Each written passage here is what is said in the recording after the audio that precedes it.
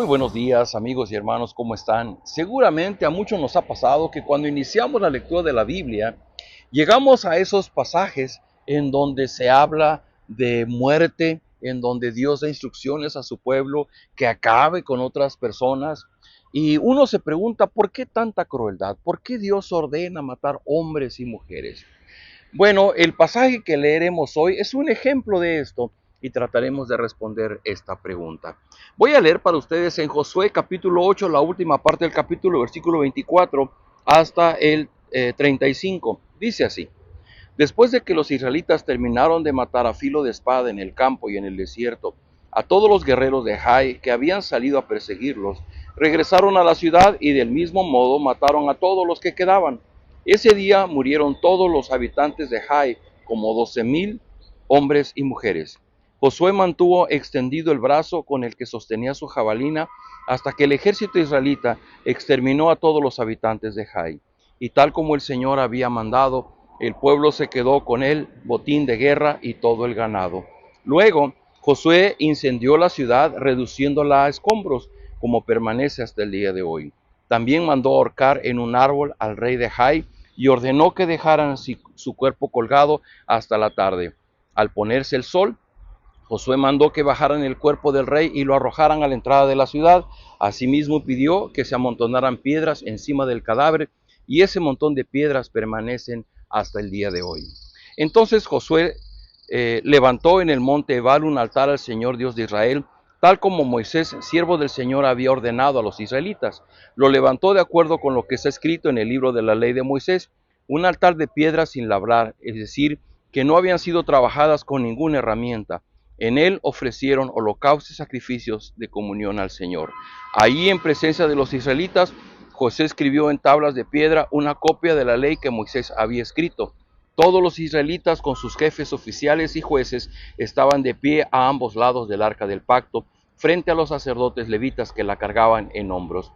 Tanto los israelitas como los inmigrantes tomaron sus posesiones, la mitad de ellos hacia el monte Gerizim y la otra mitad hacia el monte Ebal, tal como Moisés, siervo del Señor, había mandado cuando bendijo por primera vez al pueblo de Israel. Luego Josué leyó todas las palabras de la ley, tanto las bendiciones como las maldiciones, según lo que estaba escrito en el libro de la ley. De esta lectura que hizo Josué ante toda la asamblea y los israelitas, incluyendo a las mujeres, los niños, los inmigrantes, no se omitió ninguna palabra del ordenado por Moisés. Este pasaje que estamos leyendo es la última parte de la conquista a la ciudad de Jai. Recuerde usted que en el capítulo 8 vimos cómo, bajo el consejo y la bendición de Dios, Josué procedió a organizar su ejército con una estrategia simulando ahí una retirada y luego una emboscada, y finalmente pudo conquistar la ciudad de Jai. Y en este pasaje que leemos hoy resalta lo que yo le decía en un principio. Resalta el hecho de que Dios pide que Josué y el ejército israelita destruyan a los habitantes de Jai. Estamos hablando de 12,000 personas. Esto es fuerte. Cuando uno lo lee por las primeras veces en la Biblia, uno se pregunta, ¿pero por qué? ¿Por qué Dios ordenó esto? ¿Por qué tanta crueldad? ¿Por qué, si ellos finalmente eran personas delante de Dios, por qué Dios ordena su ejecución? Déjeme decirle brevemente cuando menos dos elementos que hay en la Escritura. El primero de ellos es que en la ley de Moisés está establecido, Dios dijo, el alma que pecare, esa alma morirá. Y con esta ley, entonces, podemos comprender que todos los que hemos nacido después de Adán, con una naturaleza pecaminosa, y que queriendo o sin querer, sin darnos cuenta o dándonos cuenta, de muchas maneras hemos ofendido a Dios. Por lo tanto, todas las personas después de Adán, herederos de una naturaleza pecaminosa, merecemos la muerte. Y de hecho, todas las personas después de Adán hasta nuestro tiempo, todas las personas han muerto físicamente y han muerto como una expresión visible de una muerte espiritual, de nuestro alejamiento, de nuestra distancia respecto de la persona de Dios. Así que estos pueblos que eran idólatras, eran paganos, tenían sus propios dioses, habían ofendido a Dios porque le habían sustituido, le habían ignorado al Dios verdadero de la Biblia para ir tras sus propios dioses. Y esto desde luego despierta el enojo de Dios, y la espada de Josué junto con la espada del ejército está haciendo la aplicación de la justicia de Dios sobre los pueblos que eran paganos. Esa es una. La otra cosa que es muy importante es que, por ejemplo, allá en el libro de Éxodo capítulo 34, Moisés había hablado al pueblo de parte de Dios y había expresado lo siguiente. 34:11 dice: por lo que a ti te toca, cumple con lo que hoy te mando. Echaré de tu presencia a los amorreos, cananeos, hititas, fereceos, heveos y jebuseos. Ten mucho cuidado de no hacer ningún pacto con los habitantes de la tierra que vas a ocupar, pues de lo contrario serán para ti una trampa.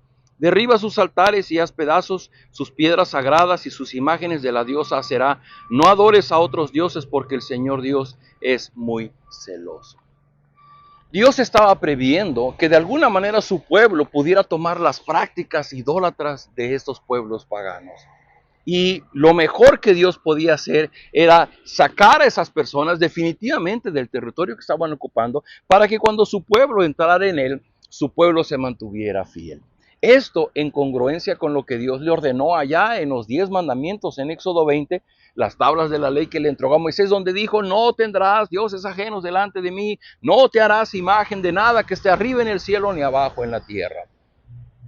Sin embargo, la historia de la Biblia nos muestra cómo el pueblo israelita finalmente acabó teniendo relaciones, acabó haciendo negocios con los pueblos paganos, dando sus hijos y sus hijas en casamiento. Y esto trajo el decaimiento espiritual del pueblo de Dios. Y queridos amigos, esto que Dios estaba queriendo prever en su pueblo es lo mismo que Dios quiere hacer en nuestra vida hoy.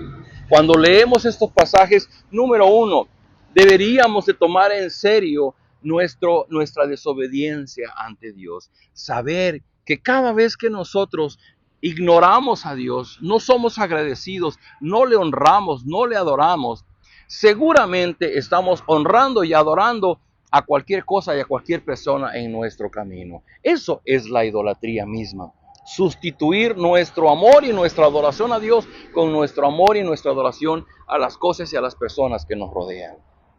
De esta manera, el Señor nuestro Dios se da por ofendido cuando nosotros caemos en ofenderle, en desobedecerle, porque el hecho de no reconocerle como lo más importante en nuestra vida, como la autoridad de nuestra vida, nos lleva a no obedecerlo. Simplemente desconocemos sus leyes, sus mandamientos y vivimos como queremos. Y el vivir como queremos en sí mismo está ofendiendo a Dios. Entonces, número uno, poder darnos cuenta de lo grave que resulta cuando nosotros vivimos sin tomar en cuenta la voluntad de Dios en nuestra vida. Y número dos, el hecho de saber que esa desobediencia nos hace merecedores de nuestra muerte. La justicia de Dios cayendo sobre nosotros para cobrar nuestra ofensa ante Él. Así es que al final del capítulo dice que una vez que hubieron vencido a la ciudad y hubieron sepultado al rey de Jai, Josué reúne al pueblo, levanta un altar, y entonces dice que Josué escribe en tablas de piedra, una copia de la ley que Moisés había escrito. Y esa ley la lee delante del pueblo, y el pueblo se reúne para oír nuevamente la voz de Dios y permanecer en obediencia a Él.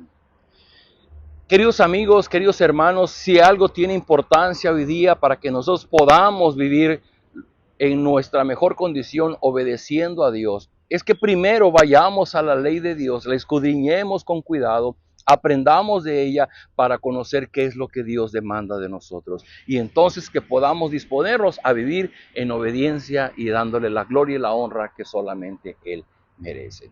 Sí, la Biblia habla de muerte, la Biblia habla de sangre, pero recuerde usted que no hay mayor sufrimiento ni una sangre más valiosa que se haya derramado en la Escritura que la sangre del Cordero, el Señor Jesucristo. Él también fue sacrificado con mucho dolor, pero Él fue llevado al Calvario sin tener culpa. Todos esos que mueren aquí en la Biblia mueren por su propia culpa. El Señor Jesús murió sin tener culpa y lo hizo para que tú y yo seamos perdonados delante del Padre y que podamos ser incluidos en su familia. Eso es el gran milagro del Evangelio para nosotros. Oremos.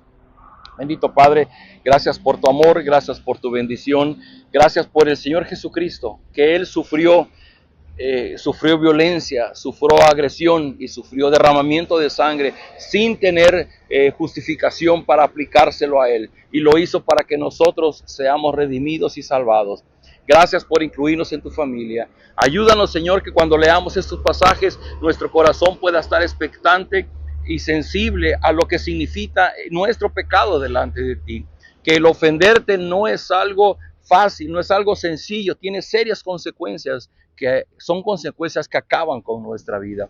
Sin embargo, a través del Señor Jesucristo, Él su vida fue acabada para darnos vida a nosotros. Gracias por lo que Cristo hizo por nosotros. Padre, yo te ruego que las personas que no conocen este mensaje puedan escucharlo y que puedan mirar a Cristo como su Redentor.